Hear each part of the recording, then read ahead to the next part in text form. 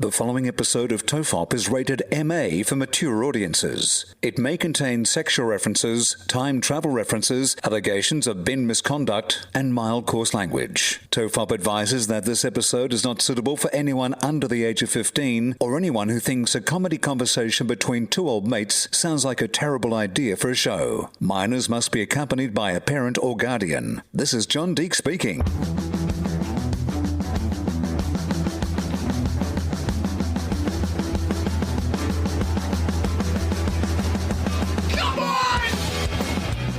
Everyone relax, this is TOFOP. I'm Charlie Clausen.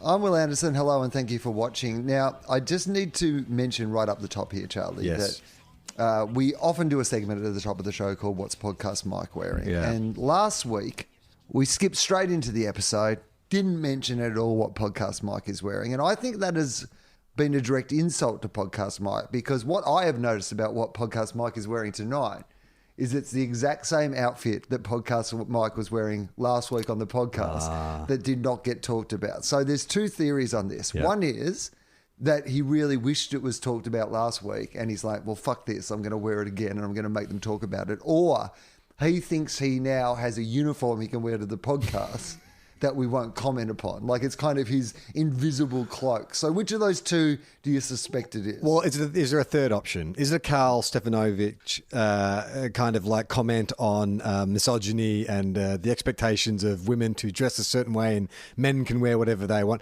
Actually, Podcast Mike, I must admit, I did not pay any attention. Can you just turn your camera on for a second just so I can actually take a look at what this outfit is? Okay. I don't remember that from last week, nor did I remember it from 15 seconds ago.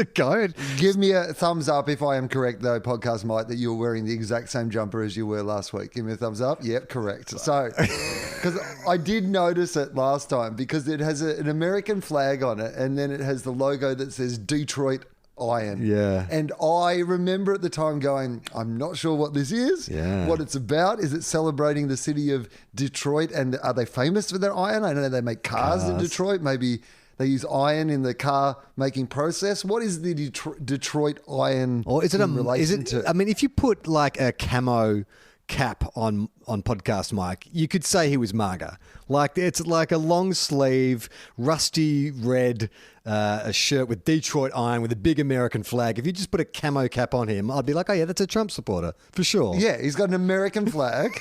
He's representing old school fossil fuel technology. That's right. Factories that have been closed down. The IPCC reports come out. It says we're pretty much fucked. Well, I'm going to rep my Detroit Iron fucking sweater on the podcast. Well, let's take a punt. Podcast Mike, maybe you can Google it or give us the answer while we're speculating. Detroit Iron, I reckon it's a offshoot of American Apparel. I reckon this is an American Apparel T-shirt, because they often celebrate like Americana. I reckon Detroit Iron is like just one of their ranges. What do you think? Right, so they might have like Portland weed or something. yeah, all their hemp clothing is like American Apparel's Portland weed. We want it to be the 90s forever. I mean, Detroit Iron, it feels like it could be a metal band from the sort of like early 2000s. Yeah. Like, we're Detroit Iron, you know? Or like, not in the heydays of metal. I'm talking kind of like post-new metal. Or what about, could you go earlier than that? Is it like more soft rock, like Survivor? Oh, yeah, right. Detroit Iron, Survivor, Oh, Eye so of the Tiger. 70s, yeah. We're Detroit Iron. Yeah. And this is our 9.5 minute song. 3 guitar solos. We're Detroit Iron. We actually had a song on the Iron Eagle soundtrack. I mean, it could be Detroit Irony and the Y has just fallen off. Well, that would be ironic, wouldn't it? We've just spent all this time. And Detroit Irony is all about like a progressive movement, and we've just spent the last 15 minutes accusing him of being a conservative. It might be that they just put the labels, because it does have, you know, if you looked in the back of your sweater and on the little tag that it has in the back, you know, it always has where it's made. So it might have like the American flag to show you that it's American Apparel. Then it has Detroit, the place that it was manufactured. And then that's just an instruction of how you care for it. Iron. But you can only do it in Detroit. You've got to use specifically a Detroit iron. Otherwise, it just immediately incinerates. If you use an iron that's not from Detroit, it just bursts into flames. All right. Yes, this is merchandise of the Detroit Ironing Board Company. Mike, put us out of our misery. What is Detroit Iron? Where did you get this shirt? And okay. So it seems like it's a motorbike dealership from just Googling it. I just moved house and all my stuff is in boxes at my parents' and I haven't been able to get to it because of lockdown. So this is actually the only jumper I currently have, hence the 2 weeks in a row. And now I feel bad. Now I feel bad, Mike. I feel like we owe you an apology. As someone who thought I was going to Melbourne for 2 weeks a month ago and who only has like warm clothing, and I'm living in Queensland currently and I only have 2 pairs of pants and 3 jumpers, I know how you feel. I mean, this is the situation you found yourself in. Because like it turns out, 3 or 4 months ago, Australia had a little strut up. Australia was like, you know what, rest of the world, you fucking idiots. Here's how you handle fucking COVID. You just don't bloody get it in the first place. Yeah. And occasionally when it gets out, you lock shit down and it fixes it all up and whatever. Melbourne went through a lockdown, but the rest of Australia pretty fucking much nailed it. And I assume, despite the fact that none of us are vaccinated or we're going into winter, everything is going to remain as fine as it currently is. Well, spoiler alert, turns out not so much, because this whole country is now... I mean, it is a little ironic that, regular listeners to this show will Would know you that say it's Detroit ironic? it is very Detroit ironic, Charlie, that the two of us have recently moved to the Northern Rivers of New South Wales within the last year. And the Northern Rivers of New South Wales has been a place that is famously a little skeptical around, vaccinations for things like measles, let alone COVID. I think in the first week I moved there, the nearest town were busy pulling down their 5G tower. So it's been a miracle that there really hasn't been a massive outbreak in the Northern Rivers of New South Wales. And we've managed to live a very lucky life there, really. Go about your business as usual. You've gone across the border in the hope to get to Melbourne. You've gone to Queensland and got locked down and stuck there. I've had to go to Sydney for work, driven into a lockdown. And then suddenly when we're away... COVID has finally come to Byron Bay. It's just, we've been saying privately for weeks that it's just going to take one person to hit Byron with COVID and that thing will just catch fire. And I've been so surprised that it hasn't happened yet because so many tourists travel from Sydney to Byron. And I didn't even realise that you were still able to inspect property. You're allowed to travel from Sydney to inspect property. So of all the kind of essential services, the one where you get to travel around to multiple locations and touch objects and, breathe shared airspace, that was allowed. And so I think that's what, from early reports, that's what this person has done. Says nothing more about Australia, though, doesn't it? That one of our exceptions is you can still go and check out a second house. Yeah. It got an investment if you're property. stuck in some city where everyone's got COVID, including... perhaps allegedly your wife, and you want to get away from her and a coughing, whinging, COVID-y ass, you can go and inspect some real estate 1,000 miles from there. It is a weird state to be in, isn't it? I was talking to someone today about, 6 months ago, it did feel like, wow, we'd done it, we managed to skate by where the rest of the world stumbled, and there was such optimism and positivity, particularly the way they were talking about our industry in terms of Australia's going to be the new production hub. Everyone's coming here. You guys have got no COVID. You've got all the tooled up, you've got studios and crews and great weather. You know what I loved is we mistook the fact that if you were doing a graph of all the reason that Hollywood stars were coming to Australia, and on your graph, your pie chart was there's no COVID there. They have these amazing facilities. They have these good local crews. The weather's fantastic. It turns out the fact that we had no COVID was 99% of that pie chart.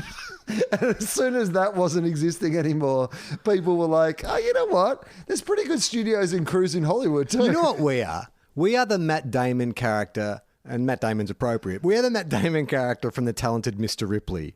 We are the nerdy dude that no one ever really paid attention to. Then all of a sudden, we got all the attention and we're suddenly going to fancy dinners and all the important people want to talk to us and we're living the high life and we're like, this is amazing. This is going to go on forever. And then Jude Law turns to us and says, you know what? You weren't really part of the cool gang. We didn't really want you. And now... we have a choice. Do we go homicidal and we kill the rest of the world? Because, the way the numbers are going, we probably could. We're not far off it. I mean, never has a country fucked shit up as fucking much as we have fucked this up. We were just nailing this worldwide. And a lot of people had sacrificed and suffered. Like, I mean, it was not without sacrifice. In fact, there was major sacrifices from people all around the country, and people lost their livelihoods and their jobs and, you know, their passions, and shut all those things, put them all on hold and sacrifice. And then our federal government, like, I mean, it's just amazing to me that when of all the things that will be remembered about a prime minister is that now that we know what is going on, at some stage he literally said out loud, well, it's not a race. We don't have to get the vaccine. Like, he literally said the words, it's not a race. And it turns out it was absolutely a fucking race, and it should have been a race from day one. It's just amazing that a guy with training in marketing has been so bad at getting those kind of after the bushfires, I don't hold a hose, and then it's not a race. It's like, don't you have like a whole team behind you that works up kind of like things to say in your press conferences? You want to get buzzwords out there, slogans and stuff. Is it when he goes off script, that's what's behind it all? He's like, I got a good one. I'll sort out this vaccine shit. I'll tell him it's not a race. There is no way that will ever come back to haunt me. Because this is what I love about It's Not a Race Now. Yeah. Is clearly, now that we're in this like terrible state, it's absolutely a race. Because they used to have this whole, don't have this vaccine unless you're under this, don't blah, blah, blah. Now they're just like, what's that? Your baby just got born. Give it 3 vaccines. Try all the different ones. It's a fucking race. Well, it's the gaslighting. That's the thing that is most galling about all of this. It's like, do you think we live in a world without the internet? Do you think we just can't go back and search quotes and articles from what you were saying 6 months ago? And even like with Gladys in New South Wales, the way she's sort of reframing this, you know, because a lot of journalists have been saying, okay, do you think that maybe you should have locked down sooner? Do you now sort of reevaluate the process of a hard lockdown? And she's now pivoted to go, well, look, lockdowns are irrelevant now. It's all about vaccinations. It's like, no, they're not irrelevant, because we keep thinking, what we keep getting sold is this magic bullet thing. It's going to be, okay, well, we lock down and then this will happen. Then it's vaccines. What is becoming abundantly clear is we're going to be doing an assortment of these things for a while. We're going to need to get vaccinated, but we're also going to need to have snap lockdowns. We're going to need to keep wearing masks. It's absolutely what the international story is telling us, by the way. Like America and the UK and places like this that have reopened with, you know, rates of vaccination in some places that are reasonably high, but in other places that are still incredibly low. I mean, I think that Florida has the 3rd worst COVID cases per day of anywhere in the world. I saw this guy on US television talking about the fact that if Florida was another country, the US would be stopping people from Florida coming to America. You know, like, so it's still bad everywhere else. Yeah, vaccines aren't going to cure it all. The idea that they're now telling us, well, as soon as you all get vaccinated, everything's going to be fine, is yet another fucking lie. Yeah, but they have to sell some kind of hope. And I think I was saying to Jem today, like, I apologize to the listeners as well. Like, I really didn't want to talk about COVID, because I listened back to the first 15 minutes of last week and I was like, I sounded very flat. I sounded like it was a real downer. Well, that's okay. There's plenty of people fucking out there listening to this that are either flat now as well or have been previously flat because of this. I think people understand it. Yeah, I know, but I feel like maybe, you know, this stupid podcast should give some people some kind of relief. But let me just be indulgent for one more minute.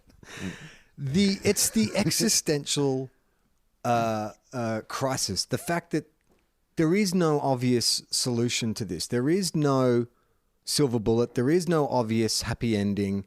And I think that, you know, definitely I was fooled into thinking, okay, this will just work out. Things just work out. And now we're just facing this prospect of there is no easy solution. And then obviously we've been ignoring climate change for the last... There's no easy solution. And then every time there is a solution that's working, there's some new variant of this fucking disease. Like, it's just like, yeah, this Delta's pretty fucked, but you haven't even got onto the Lambada yet. The forbidden COVID. Well, then you also see what's happening around where it's, you know, in the Northern Hemisphere, where there's massive wildfires. And it's like, I feel like we got lucky last summer. The summer of 2009, 2020 was shocking.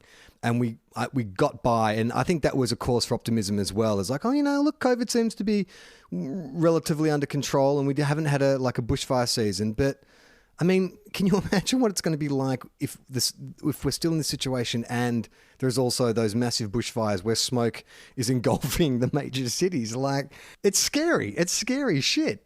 Well, I mean, the IPCC report got released today on the day that we're recording And this. it was all great, right? They just said, thumbs up, the world's doing a great job, as you were. It literally was them going, I know that this thing that you're all concentrating on right now seems really serious, but there's actually a bigger bad over here in the corner. Like, the IPCC, the climate came in like Thanos. I can't remember which of the Marvel movies it was, but there's that one at the end where Thanos is in the post credits and he's going, okay, fine, I'll do it myself. Yeah. And that's basically what the climate's done. We've been fighting all these other fucking various villains, but they're not even the big bad in this series. Yeah. There's a giant asteroid heading towards Earth, but did we also tell you there's an alien squid monster that's going to devour us that's heading from the sun? Like, which do you want it to be, the asteroid or the giant squid? Because they're both coming. Fucking hell.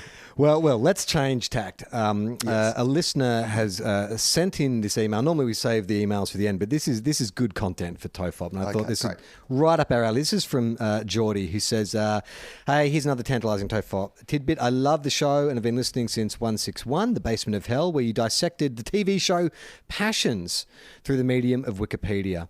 Anyway, I've been watching The Last Dance recently, and one of the things that really struck me about the series is Michael Jordan's ability to hold a grudge in the face of the media and this idea of the public feud in today's current climate. Following this, I went down a bit of a rabbit hole of famous celebrity feuds, and I've attached a link to for some light reading. Okay, so before we get, can I just say this before we get in, just while we're on Michael Jordan and his capacity to hold a feud, there's something majestic about it.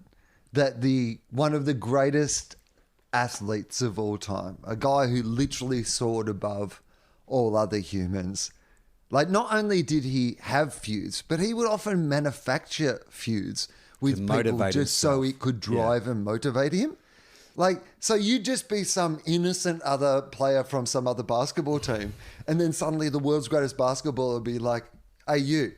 I fucking hate you and I've always hated you. And you're like, hang on, I love you. I admire you. You're the greatest basketballer of all time. I just feel like it's a pleasure to be on the court with you. Yeah. Well, I fucked your mum. What you never want to do is play a good game against Michael Jordan, because it feels like it happens about half a dozen times in the course of that documentary, where it's like this player plays a great game on Michael Jordan, and then the next time they play each other, Jordan absolutely destroys him, basically steps on his throat. Michael Jordan's basement is like a serial killer's basement. He just has pictures of anyone who's done him a wrong over his life and intricate plans to pay them back. Geordie also wants to know if we've ever had a beef. If we've ever had an argument, big or small, that has escalated into something else. I can't think of... you and I. Yeah, I don't think we've ever had a massive disagreement. We had a difference of opinion over The Dark Knight Rises. I think that was probably... I haven't actually got over that. There is a little bit of me that still carries that with me. So it's a sensitive topic. Okay. So he sent us a link to... These are the top celebrity beefs, the 18 most heated celebrity beefs of the past decade. So we'll play a bit of a game where I'll give you hints on each feud and then we'll get into what each one is. So, okay. Great. All right. First one, easy clue. We'll get to this one, Will.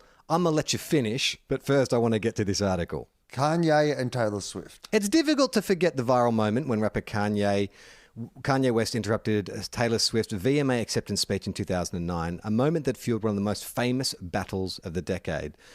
Despite a brief amicable stretch in 2015, the release of West's track Famous took the artist feud to the next level. The song contained the lyrics, I feel like me and Taylor might still have sex. Why? I made that bitch famous. The Bad Blood singer claimed she didn't grant approval.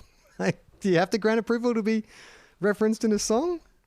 Or is this more of a kind of, it's polite? I mean, it's a weird phone call to have to make though, isn't it? Yeah. Like, I've written this new song. Hey, Taylor, it's me, Kanye.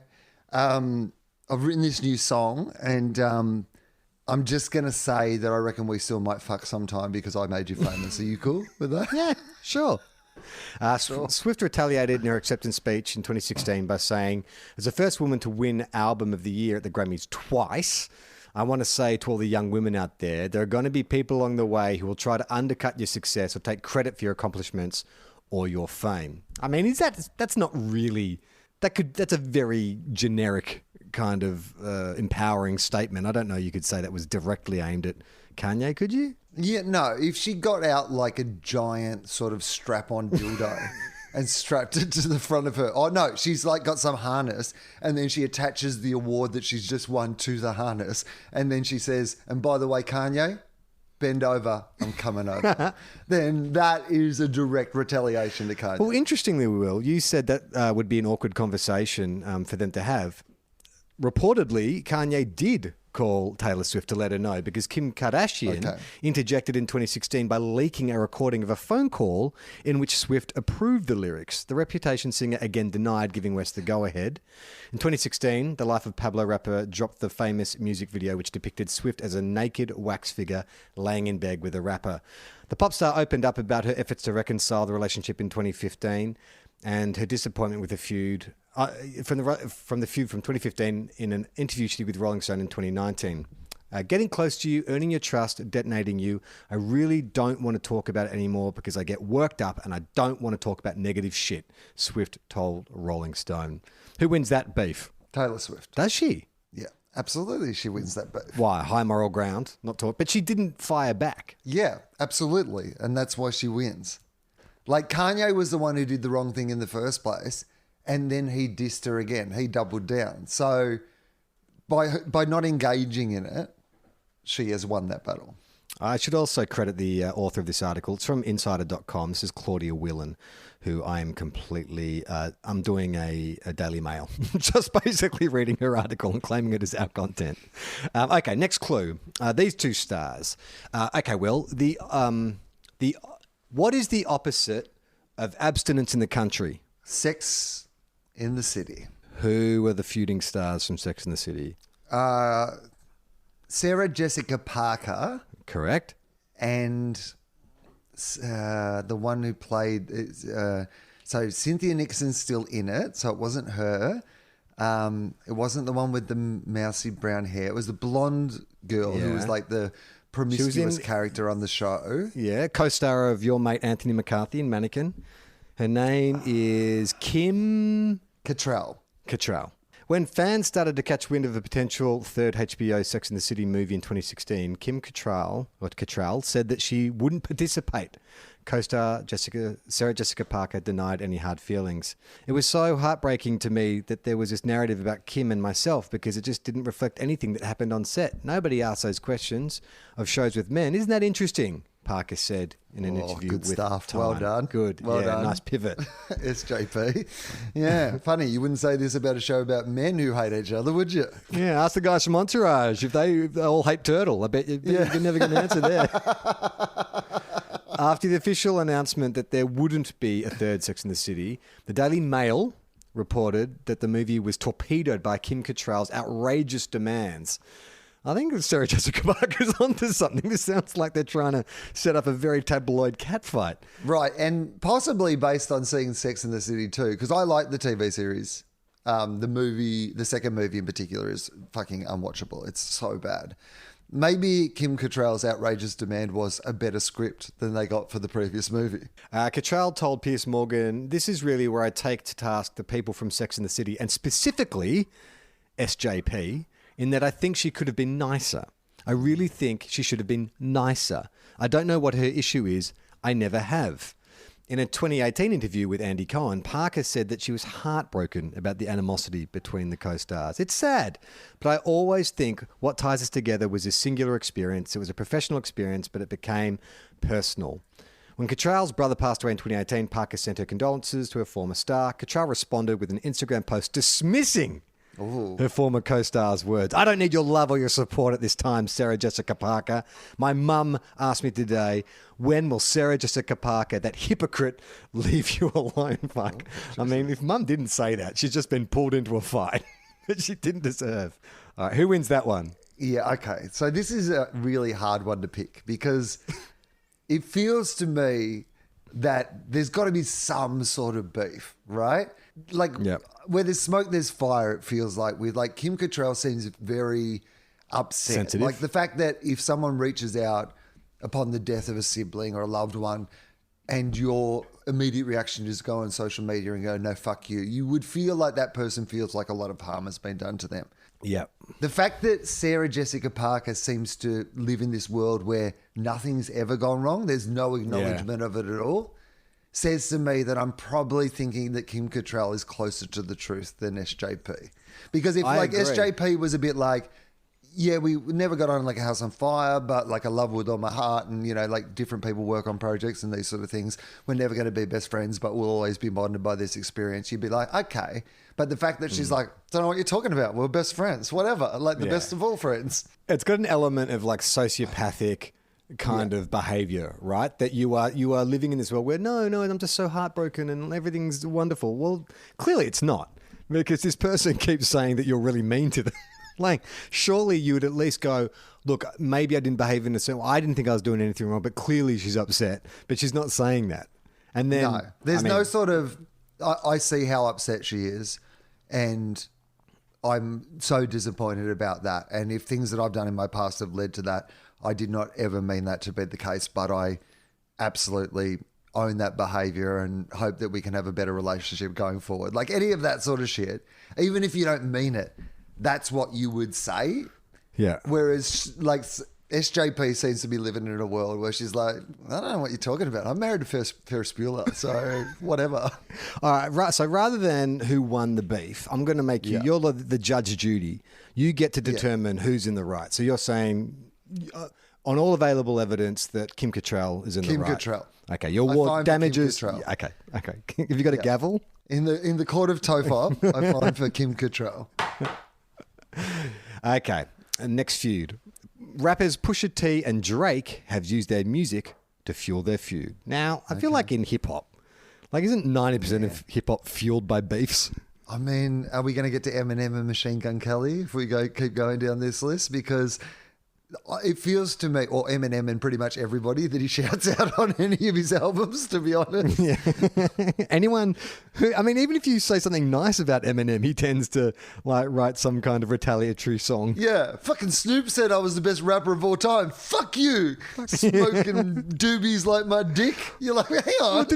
Christina Aguilera said something nice about him. I think he's really cute, but he might be married. And she got absolutely eviscerated. And I'm going to talk in my rap about all the other people you might have fucked. How about that? I'm going to slut shame you for being nice to me. Dating back to the early 2010s, this feud began when Pusha T suggested that Drake had a ghostwriter, prompting years of back and forth. I'd prefer this, by the way, if it was a beef between Drake and Booker T. The five-time WCW champion. You should watch the documentary on Booker T on A&E. It's really good, really good. Oh, so here's the thing about wrestling documentaries. They all pretty much have terrible, terrible endings. It's normally someone dying early of a heart attack or concussion or whatever like that. His is a really inspirational story. Where he came from to where he finishes up, good story. Anyway, the fight ramped up in 2018 when Pusha T dropped the story of Adidon, a song filled with allegations about Drake, including that he had a secret son named Adonis, which turned out to be true, and the cover art of God's Plan, and the cover art of God's Plan rapper in blackface wearing a Jim Crow shirt. Wow. All right, so he's not fucking around here. Drake defended himself in an Instagram story. I was working on a project that was about a young black actor struggling to get roles, being stereotyped and typecast. The photos represented how African Americans were once wrongfully portrayed in entertainment. Okay, all right. So what he's saying is you took that blackface out of context. I was actually making a statement about that. He wasn't on the Jackson Jive on Hey Hey It's Saturday. He was... Okay, so what is it? This is Drake's statement. I know that everyone's enjoying the circus. I want to clarify the image in question.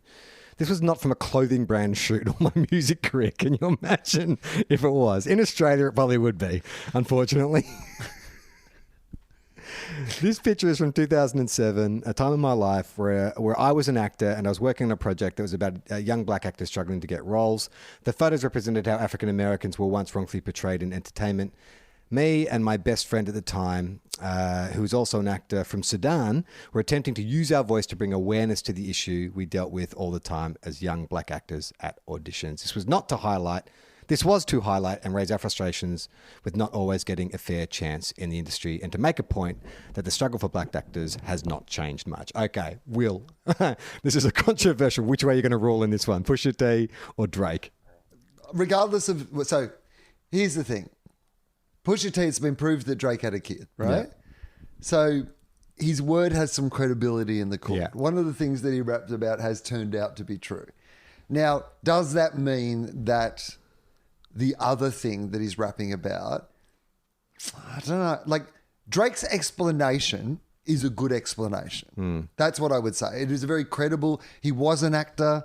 You can imagine as like a light-skinned actor, but going for black roles, that he might have some issues around race and identity. He's talking about a mate of his who's from Sudan, right? Like, so who's probably like a really black guy. And so I can understand that maybe they could collaborate on some project where they explore, you know, the issues and frustrations they would face, and you could have an image like that. In fact, it makes a lot more sense than any other immediate explanation of that to me. So this is a bit of a tied ruling. I'm ruling to Pusha T on the case of Drake having a kid, but I'm ruling for Drake on the case that it's been taken out of context. Okay, so Pusha T has to pay Drake's court expenses? No, I think it's like everyone just like walks away. Okay, you it's a walk settlement. away with whatever you... Yeah, settlement, okay. Right? Yeah, we agree to disagree. Okay. An official agree to disagree. Okay. All right, the next two celebrities... both,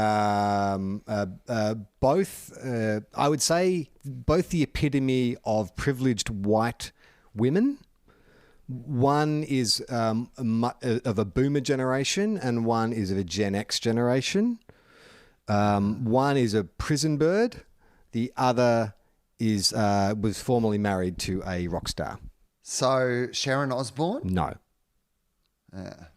No, you got that. The younger one was married to a rock star. The older one is the jailbird. Okay, so they're a jailbird. Yeah. O.J. Simpson? No, think of like a boomer white lady, and she is like the epitome. If you think of suburban white mum, she was like the white Oprah. Martha Stewart. Martha Stewart. Okay, so Martha Stewart had a beef with a younger lady who was once married to a rock star. Yeah, well, musician. Maybe rock star is kind of Gwyneth Paltrow. Gwyneth Paltrow, yeah. Someone who would not be out of place in the Northern Rivers. Okay. Is there space for two mavens in the lifestyle arena? Martha Stewart may not think so. E! News reported that Stewart was asked about her thoughts on Gwyneth Paltrow's lifestyle brand Goop in a 2014 Porter magazine. She just needs to be quiet. She's a movie star. If she were confident in her acting, she wouldn't be trying to be Martha Stewart. She told Porter, holy shit, this beef has got more fire than Pusha T and Drake.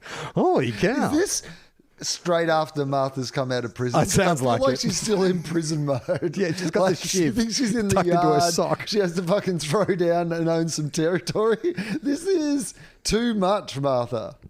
All right, Paltrow responds, if I'm really honest, I'm so psyched that she sees this as competition. I'm so psyched. I really am. Months after Stewart's comments, Paltrow then hired Lisa Gersh, the former CEO at Martha Stewart Living, as Goop's CEO in 2014. Oh, this is great. I mean, this is an Aaron Sorkin. Why he hasn't turned this into kind of like a 6-part series yet, but it's got all that. I mean, this is a great fucking story. Like, Yeah. older, like, you know, suburban, the icon of suburbanite households, like products, cooking, lifestyle, ends up in prison. Meanwhile, there's this like sort of young, hippy dippy, not science, very pseudoscience-y, you know, former actor, now like just like billionaire celebrity in the same sort of space, but very modern take on that same space. And then the older one gets out of prison and is trying to reclaim their territory. It's like it's like the mafia don who's been in prison, and then like somebody's come in, they're selling fucking meth in his town where you used to only deal weed or whatever, and it's time to fucking throw down. I love this. I mean, I just love to see a shot of Martha Stewart in her cell, just doing like she's jacked, just doing chin-ups, like she's Sarah turned her Connor bed style. up on the side. Terminator Sarah Connor style. No, more like Cape Fear, but she's just got like recipes tattooed all over her body. You know, like how to cross stitch and stuff. Stewart spoke about Paltrow's lifestyle company again in 2019 on an episode of Alex Rodriguez's podcast, The Corp. I wish Paltrow good luck. And that's in inverted commas. So I'm suggesting maybe she's being sarcastic. Very much I don't follow. You've got a lot of nice things in this house. It'd be a pity if anything happened to them sort of way that you would say good luck to somebody. I don't follow Goop, she said when asked about the company. Sometimes I look at products she's selling. I wish every young entrepreneur well, and I hope that there are many, many, many different kinds of entrepreneurs, if they're movie stars or hardworking women, like I am, who are not movie stars. If they have a good idea, I want them to be able to succeed. So good luck, Gwyneth. I mean, how's that for a backhanded compliment? That is nothing. That is not about, well, that is so much about Gwyneth, but the words she is saying are not the words she means. All right, next feud. Hang on. I have to decide who I'm fine. Oh, yeah, sorry. Who do you rule? So Judge Will, who do you rule in favour of? I absolutely 100% rule in favour of Martha Stewart. I fucking love the way she rolls. I don't know. That's how you're meant to be making a judgment. It's who's in the right here. You know what? I mean, Martha literally, Stewart. she's a con. She's an ex-con. The bitch is back, I say. You're the only judge who likes to release criminals back onto the street because they're entertaining. Exactly. You got to clean up this town. The only way to beat a criminal is to release another criminal. Martha Stewart's like Suicide Squad. The only way to stop a bad guy with a wellness company is a good guy with a wellness company. Or another An bad older, guy. good woman with a wellness company. Okay, next feud is between two heartthrobs. This heartthrob sort of peaked. He had a very short. He's a movie star. Peaked in the sort of early 2000s. Famous for like sword films. This other guy is a pop star, probably the biggest pop star in the world still. Justin Bieber. Correct. And someone who was the actor? like sword fighting films and was like. Yeah, heartthrob, English. Orlando Bloom. Orlando Bloom. What did Orlando Bloom and Bieber beef about? After Canadian singer Justin Bieber performed at the 2012 Victoria's Secret fashion show, speculation circulated that he flirted with Miranda Kerr, Orlando Bloom's then wife and former Victoria's Secret model. Bloom and Kerr separated in 2013, according to E! News. Meanwhile, Bieber also broke up with his on-again, off-again girlfriend Selena Gomez. Kerr and Bieber's flirtation reportedly continued to frustrate Bloom following the couple's split and led to reports of a physical fight in July 2014 at Cipriani's in Ibiza, Spain. A viral video taken by an eyewitness appears to show Bloom throwing a punch at Bieber before the singer exits the restaurant. Team Z, I should say, in Australia, Team Z reported that the crowd applauded as the baby singer left. Bieber retaliated by posting an Instagram photo of Kerr in a bathing suit, which he later deleted. All right. Well, Judge Will? I mean, this is probably the lamest of all the beefs. I don't like either of these two guys. It's hard for me to rule on this. You're both guilty. You're both terrible. Here's what I will say. They're all happily married now to different people, I believe. Miranda Kerr, Right. Orlando Bloom, and Justin Bieber. So it all worked out fine in the end. So can you imagine you're at, like, where was it? Was it Ibiza? Ibiza, yeah. So you're in Ibiza. You know, you've been out partying all weekend. Like, you've been out for 2 days. You've barely fucking slept. You know, you're having a great old time in Ibiza. You're like, we should get some food. You go to a restaurant. And Orlando Bloom throws a punch at Justin Bieber. Like, you would just be like, these pills have kicked back in. It'd be awesome. I mean, I'm surprised Orlando Bloom just didn't hit him over the head with his enormous dick. You've seen those photos, haven't you? You got to go with Orlando Bloom just because of that. Yeah. You're like, Bieber is an enormous dick and Orlando Bloom has an enormous dick. So I'm going to say Orlando Bloom. I find for Orlando. Okay. Next feud. This person, two female pop stars. One very closely associated with Orlando Bloom. Katy Perry. No, yeah. And the other one is previously mentioned. And Taylor Swift. Taylor Swift. Once close friends, Katy Perry and Taylor Swift had issues spanning from 2014 to 2019. The dispute has since been resolved. Okay, so it sounds like no need for Judge Will at the end of this. They've reached a settlement. The singers had a smooth sailing relationship until a fight over backup dancers in 2014. Oh my God. Is there any more lame a reason to have a fight than backup dancers? You know what it is? It's a niche reason to have a fight. Yes. That is one of the issues that hard to relate friendships don't really face. You know, when we talk about the idea that the biggest fight we ever had was over The Dark Knight Rises, we've never been separately about to go on tour and there's only one set of backup dancers for our live podcast and we've had to fight over who are the best backup dancers. Taylor Swift hired 3 dancers who had danced for Katy Perry for her Red tour. 3 months later, Katy Perry was beginning her Prismatic tour and hired the 3 backup dancers back, pulling them from the middle of the Forever and Always singers' time on the road. I mean, can I just sort of say that I'm assuming these dancers have their own agency, right? They're not like human cattle. Like, they can choose who they work for, right? I mean, is it really up to Katy Perry and Taylor Swift to decide who they work for? Don't these dancers get to choose who they take a job from? Well, I'll give you a real life example. I have a new television show. It's called Question Everything. It's on the ABC, 8:30 Wednesday nights from August 18th. ABC iView. Please watch it. James Colley, who's the head writer on the show, he is also the head writer at The Weekly with Charlie Pickering. And he's the head writer on Gruen. Well, he's the co-head writer on Gruen as well, right? Like, we have writers on the show who've worked on Hard Quiz, all sorts of other shows.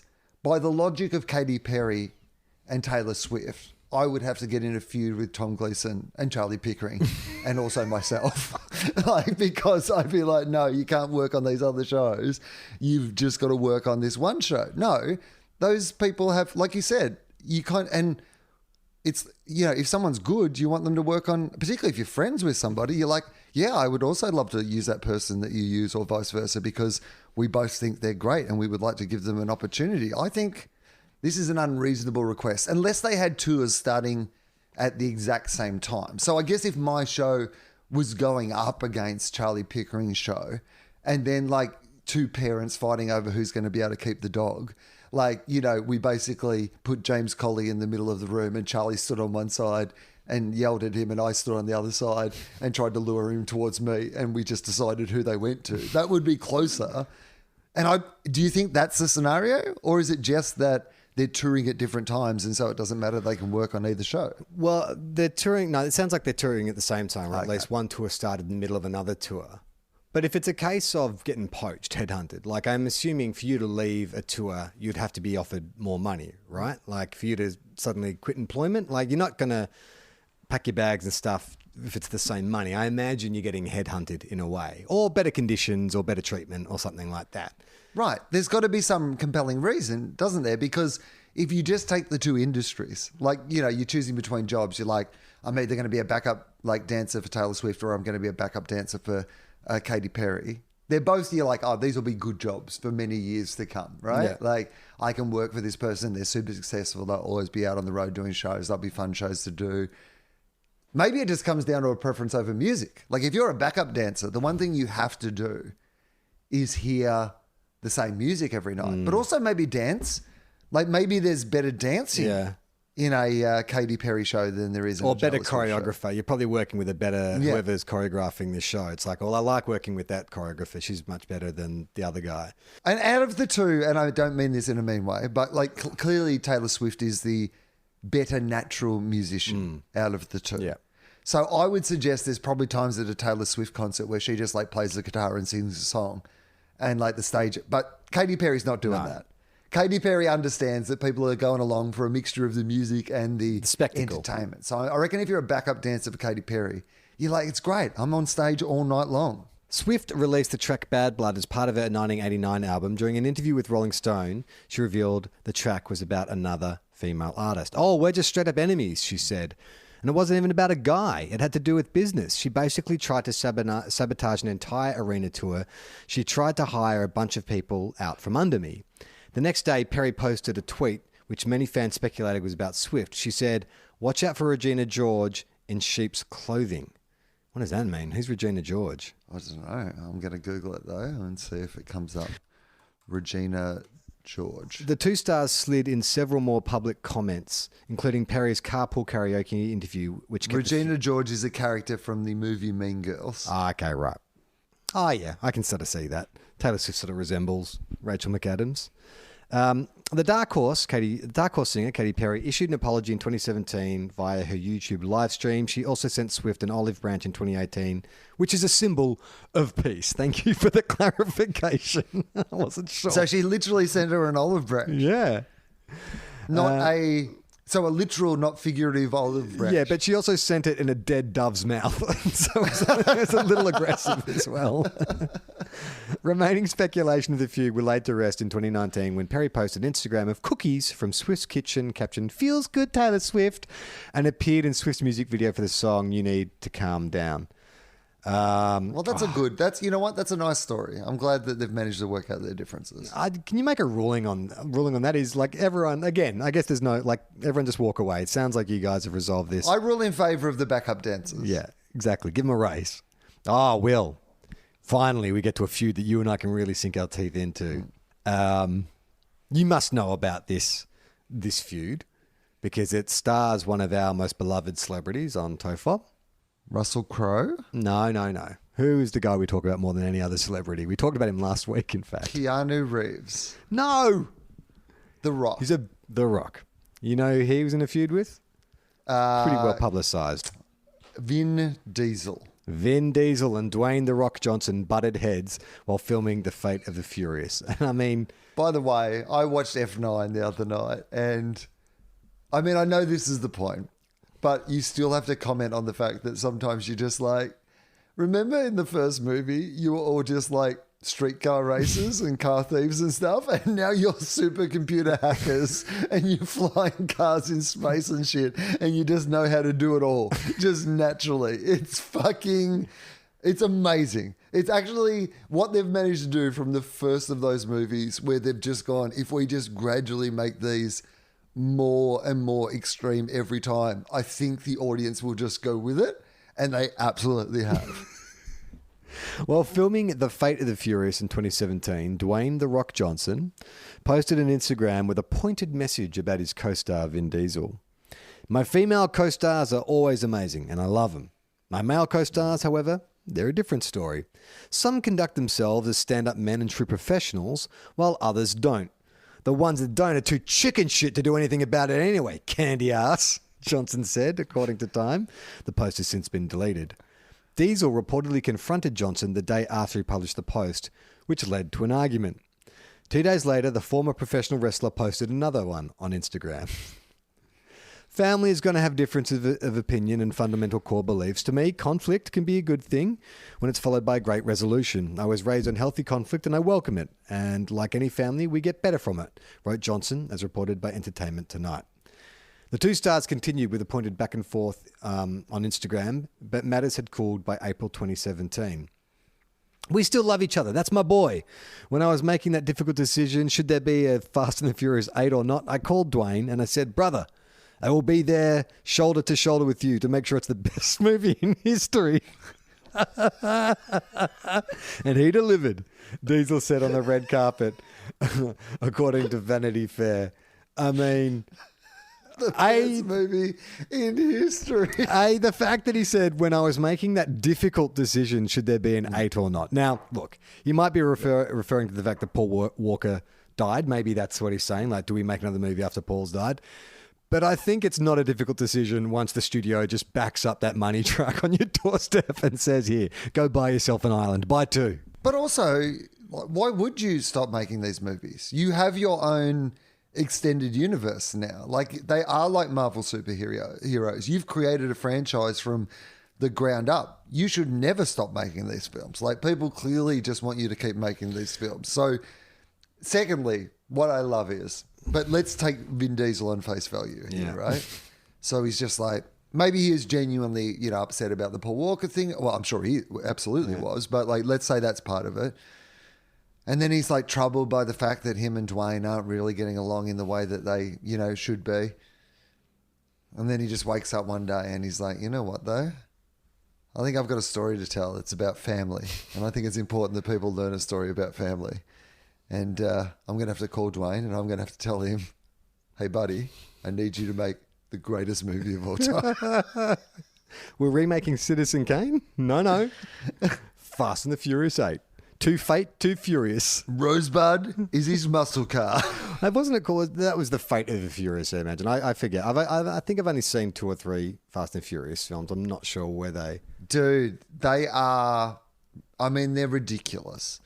Like, they are the movie equivalent of our idea that you would go to new metal concerts and see wrestling footage, right? That's what these movies are as movies. But they are... super entertaining and absolutely hilarious, and no one's ever dead. It's like one of those things where you're just like, some person like dies in one of them, and you're just like, I wonder which movie they're going to be revealed that they're not dead. And that's like, and every time it happens, you're like, yeah, knew it, but also great. And then people who are enemies, they're complete and utter lack of regard for continuity is one of my absolute favorite things about the franchise, because they just... like, people are enemies. They kill like someone's brother or whatever. Yeah. And then it's just like, isn't now that we're like on Jason the same Statham? Because team. I saw the Hobbs and Shaw movie, and it's like that's one of the Fast and Furious films I've seen where the opening sequence is him like literally killing 50 people, to do with the heroes. And then it's like, oh, let's give him a spin-off. Now we're mates. It's amazing. And I love that Paul Walker's still they still reference Paul Walker's character in the movies. Like, there was a shout out to him in this latest movie. It's real greatest hits shit. Like, it's just real comfortable. It's like one of those bands who had some really good songs and now they can't write any good songs, but the stage show just gets bigger and bigger. Like, it is the equivalent of U2 having that screen that takes up half of a stadium. They're just like, look, we're still just going to play Pride in the Name of Love, but now it's in space. All right. So how are you ruling in that one? So, I mean, I've got a rule in favour of, Dwayne "The Rock" Johnson. Always, of course. I like what Dwayne said, though. He rethought it, and he talked about the idea of conflict in families, and conflict can be a positive thing if you embrace it in the right way. I thought they were good words. So okay. Next celebrities. Female rapper, female pop star. Probably she was at one time probably the biggest female rapper in the world. She's probably been overtaken at that point, but she'd be the top 2 or 3. And Nicki Minaj. And the other is a pop star who has moved through genres, teen star, pop star, and she works with all different kinds of people. She's worked in lots of different genres, reinvented herself. Very young pop star. Madonna? No, young. Like, okay, Nicki Minaj, Beyonce. No. How can... all right, she has a background in country. But it's not Taylor Swift. No, it's not Taylor Swift this time. Her father was a big country star. Nicki Minaj and Miley Cyrus. Miley Cyrus. Yeah. The trouble between super bass rapper Nicki Minaj and Nothing Breaks Like a Heart singer Miley Cyrus began when Minaj's Anaconda video didn't receive a nomination for the VMA Video of the Year award in 2015. Minaj viewed the lack of nomination as a lack of representation. When the other girls drops a video that breaks records and when the other girls drop a video that breaks records and impacts culture, they get a nomination, wrote Minaj, likely referencing Taylor Swift for her Bad Blood video. If you want to make it about race, there's a way you could do that, but don't make it just about yourself. Say, this is the reason why I think it's important to be nominated. There's girls everywhere with this body type, Cyrus said in a New York Times video. Hang on, maybe I feel like I've missed something. All right, so Nicki Minaj literally just said in her post, when the other, in inverted commas, girls drop a video that breaks records and impacts culture, they get a nomination. And then she's done a bunch of smiley face emojis, which I think is sarcastic. And then Cyrus has responded by saying, look, if you want to make it about race, there's a way you could do that, but don't make it about yourself. Say, this is the reason why I think it's important to be nominated. There's girls everywhere with this body type, Cyrus said in a New York Times interview, which... I don't hate. Like, I think that's, she's not backing down. She's kind of trying to move the conversation forward, but still holding her ground. Let's see how Nicki responds. What's your prediction? Yeah, I don't think well. I feel like Nicki's not going to take it the way you took it. When Minaj won the VMA for Best Hip Hop Video, she spoke directly to Miley during her speech. Back to this bitch. That had a lot to say about me the other day in the press. Miley, what's good? The Anaconda rapper asked. Cyrus responded, hey, look, we're all in this industry. We all do interviews. We all know how they can manipulate your words. Nicki, congratulations. Okay. In 2019, Cyrus released the track Catitude, which contains the following lyrics: I love you, Nicki, but I listen to Cardi. The feud appears to be ongoing. Wow. I mean, you could have just said, Leave it I at love that. you, Nicki, and I also love Cardi. You don't have to choose one or the other. You definitely don't have to release a song. She could have left it at Nicki, congratulations, and just moved on. But then she's like, you know what? Fuck her. I'm going to the studio. All right. Okay. Now, this is a feud that... All right. Wow. Okay. So you've got a young female pop star who's in the same milieu as Miley and Taylor. She's probably one of the other top 5 big pop stars in the world. And then you've got like an old, she is like not just she was a star of stage, screen, and recording star.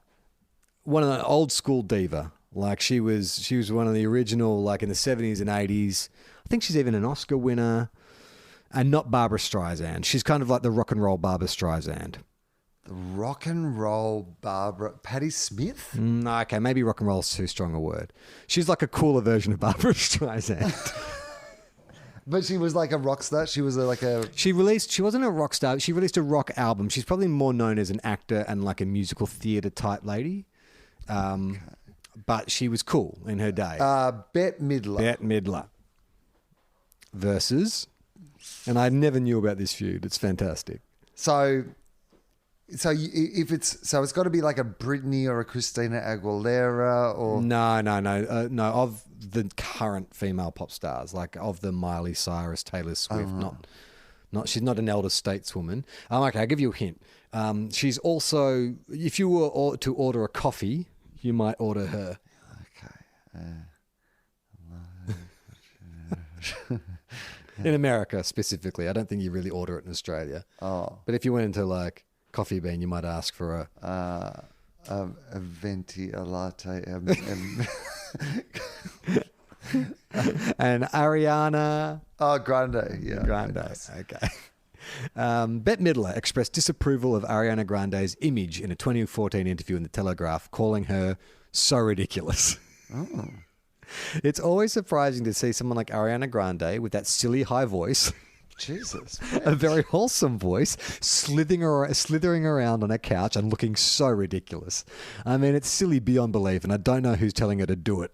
Midler told You The know who's Telegraph. telling her to do it, Bet? You know better than anyone who's telling her to do it. Men in the fucking record industry. Like, she probably doesn't want to do it. You can have a little bit more empathy, I would have thought, Bet. I imagine you've had these same struggles in your life. I wish they'd stop. It's not my business. I'm not her mother or her manager. Maybe they tell them that's what you've got to do. Sex sells. Sex has always sold. Yeah. She continues. So you do know, actually, Bet, how it happened. The managers and stuff told them that sex sells. The Thank You singer next took to Twitter to respond. Bette was always a feminist who stood for women being able to do whatever the fuck they wanted without judgment. I'm not sure that Bette went where that Bette went, but I want to say the sexy mermaid. But I want that sexy mermaid back. Always a fan, no matter what, my love. Grande tweeted at the time. In 2019, Midler publicly supported Grande for her decision not to perform at the Grammys, so it appears this feud is over. It's a pretty easy decision there, isn't it, Judge Will? Well, here's the thing I would say is I loved Bette Midler, and before I knew who she was up against, I would have just found instinctively for Bette Midler, but clearly Ariana Grande handled it with absolute class. Okay. Okay, I'll make this easier. I'm narrowing it down to one of the three. One of the Kardashians, and a very, I don't know if she is big now, female American comedian who was very big a couple of years ago. I don't know if she's as big anymore, but she had a movie and specials and seemed to be everywhere. She doesn't seem to be as everywhere these days. Okay. So take a pick at a Kardashian. You've got a 33.3% chance of being right. Well, I'm going to say... Well, if you start with you're almost there. You're 5% there. Kim Kardashian. No. Oh. Khloe Kardashian. Correct. I don't even know which one that is, though. That's like, I know which one Kim is, and then I don't know who the other She's the ones bigger, are. the taller one, the right. bigger one. So Khloe Kardashian had a fight with, who was the other, comedian who was big for a American while. comedian. Yeah, I mean, you probably know better than me. She's still big, but she was definitely everywhere about 5 years ago. Amy Schumer. Schumer, correct. She's still big? Yeah, but not as big. I know what you mean. She had like a moment where she was everywhere. During her 2015 monologue on SNL, comedian Amy Schumer cracked jokes about keeping up with the Kardashians, Khloe Kardashian's 35-pound weight loss. We used to have Khloe. Khloe was ours, right? But then Khloe, she's lost half her body weight. Like Khloe, she's lost a Kendall. And now we have nothing, Schumer said. I thought that was funny. The reality star fired back on Twitter. No need to tear down others just to make yourself feel bigger. It actually makes you quite small. I'm on a healthy journey. I don't care for the hate, the reality star tweeted. In 2019, Schumer posted a photo of the Kardashian family, including Khloe, and wrote a glowing caption about them and their show, Keeping Up with the Kardashians. Khloe responded writing, "Aw, thank you for this. That's very sweet of you." Oh, who got to you, Amy? I didn't think there's anything... I mean, I don't think there's anything bad about it. Here's what I would say. Like, talking about like bodies and, body shaming and whatever is like, I think, an area that is very complicated now. And it's like, who has ownership about making those jokes? Amy Schumer's shtick is like all about her body image, what sort of person she was. Like, she's not a, traditionally kind of like Hollywood movie star, like svelte person, and would make a lot of jokes about that. So this joke is not like out of the sort of shtick she'd probably be doing. It'd probably be mixed in with a whole bunch of self-deprecating stuff, I imagine. And then the joke is really just like, I understand that there is some mean-spiritedness to it, but it's mostly just like, hey, you used to be like me, us. Yeah. And now you've lost, like, I mean, I don't know. It feels like an okay joke, I think. It sounds a bit sensitive. Who do you rule in favour of? Amy Schumer. Okay. All right. Next feud, it's another Kardashian. So not the same. So you've got a 50-50 chance of getting this one right. Kim. Correct. And she was in a feud with an actress, a movie star, who appeared as the same character in a comic book movie, but not one of your mainstream ones. More like a sort of an adult comic book movie that was a bit... Sin City or kind of. It was based on a comic book, but it's a Mark Millar comic book, and it's kind of it wasn't like a mainstream. No, it was. So that's not true. It was I don't know how to do it. So it was she played a superhero, but it was not in a super. Oh fuck! It's Chloe Grace Moretz. I couldn't think of how to give you a clue. From Hit Girl. Kick ass. I don't know. I mean, I'm sorry. I just really struggled to think. I wouldn't have known her name anyway. Okay, all right. Kim Kardashian West posted a nearly nude photo to Twitter in 2016, and actress Chloe Grace Moretz was quick to respond. "I truly hope you realize how important setting goals are for young women, teaching them we have more to offer than just our bodies," she wrote on Twitter. Kardashian responded by writing, "Hey, let's all welcome Chloe Grace Moretz to Twitter since no one knows who she is." Oh, hey, whoa. Fight. Hang on. Like, you know what? Okay, now I need to hear the whole story before I make my judgment. But You're about to bang that gavel. Where I'm going on this one. Welcome Chloe Grace Moretz to Twitter since no one knows who she is. Your nylon cover is cute, boo. Kardashian West sent the 22-year-old actress, along with a larger list of Kardashian haters, a bottle of her KKW fragrance Kimoji Hearts Bay perfume as a Valentine's gift in 2018. On an episode of Watch What Happens with Andy Cohen, Moretz said that she didn't open the bottle. In August 2019, the If I Stay actress shared a photo of herself on the beach and her bikini straps were not visible. She faced immediate backlash from Kardashian West fans and removed the photo. Holy fucking shit. Like, she didn't do anything. She posted a photo of herself at the beach and the Kardashian fans went bananas. All right, Will, I need to get your ruling on this because I know in the court of public opinion how I want to rule on this one. Oh, I mean, the fact that I'm so all over Chloe Grace, what's her name, Moretz? Yeah. She made a valid enough comment. And like when you post something like that, like some of the feedback is going to be in that direction. Like it wasn't particularly mean-spirited. It was actually asked in a question, and she was like making a statement on behalf of like women who don't, who aren't inspired by that. Women are allowed to be inspired by that as well, but there are some who aren't, and she was talking for them. And then Kim Kardashian, who's got like millions of Twitter followers, has like dunked on someone. So like talk about punching down. Like it's already someone who's just like new to Twitter, doesn't have a lot of followers, doesn't have the following that you have. You unleash your fucking army on this person to the point where they sit around and follow them on Instagram until one point their bikini fucking straps aren't showing, and then they crucify them in the court of public opinion. No fucking way. I mean, that is a gooder reason why you should just stay off social media, and especially don't comment. Like there's sometimes where I find myself getting like enraged where I'm like scrolling through Twitter or Instagram or something, and there is sometimes an urge to involve myself in a fight that has absolutely... The greatest trick the devil ever pulled was these social media companies convincing us that we feel like we need to contribute. Yeah.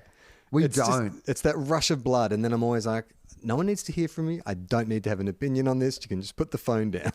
I had this today because the ABC, has a bit of a new social media policy where like people have been paying attention to, like things that journalists retweet or like or whatever, and they're trying to build this idea of like, so you have to behave, as unbiased on social media as you would be when you're presenting your program. And even though I don't technically work for the ABC, so it doesn't necessarily technically apply to me, there was a part of me today when I read that where I was like, oh, what a great excuse to just get off fucking social media and like blame it on something else. I was like, oh, I just can't even like things at the moment, man. It's the fucking government. They're oppressing me. I need my fucking freedom. Meanwhile, I'm like, hooray for Hollywood. Like running away from the computer, throwing my phone away, going, this is the greatest. Well, let's put a pin in it. We got 11 feuds deep, and there's still 7 to go, but we've been going for an hour, so we can save it for next week. We can conclude our beef list. Thank you for sending that in.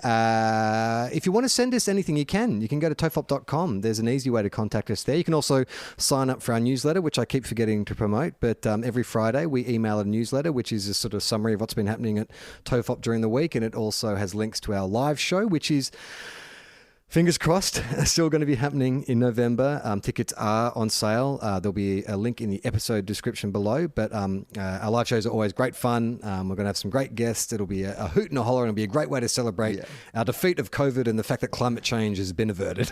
Yeah, put it this way. Well, I mean, look, I'm making big predictions. If it happens, there is a fair chance that as a country we are on top of COVID at that point.